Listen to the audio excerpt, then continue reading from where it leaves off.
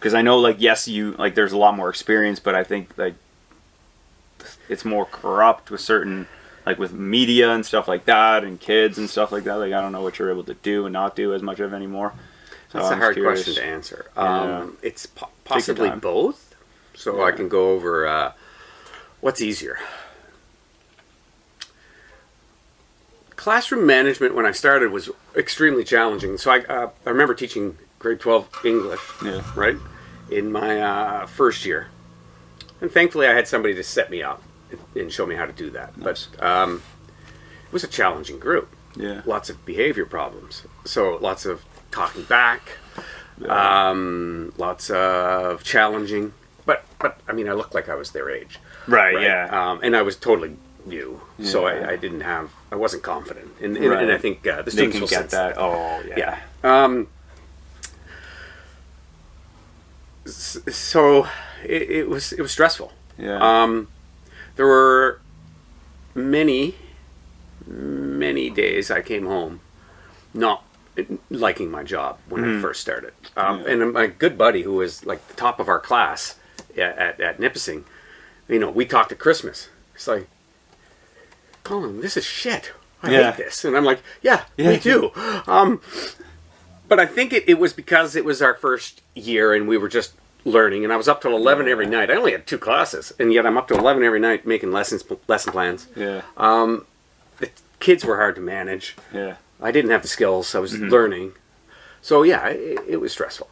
And I think most people go through that in most jobs, right? When you start out, there's a learning curve. And you don't know the people yet. You don't really know what you're doing. So you're figuring it out. Anyways, it was tough. I still, to this day, say it was a great year. But I would say it took me about half a year to figure it out and find my groove. So the classroom management really is what I was talking about, was challenging. Today, if I walked into that class, that same class, there would be potentially no classroom management to deal with, especially with a senior group. Yeah.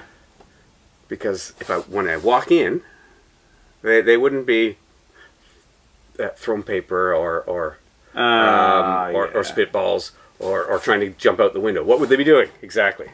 Yeah, it's just eyes on like the movie WALL-E. Their faces are all in the screens. Yeah. Unless you make it so that their faces aren't in the screens. Yeah. Right. But that is the default today. Their faces are in the screens. Interesting. So classroom management is a different game, and in some ways it's easier. Mm-hmm. Well, it's easier if you need it to be, if you want it to be, or if you're lazy, because you don't have to take them away. You can just leave. If you don't take the screens away, their faces will be in the screens.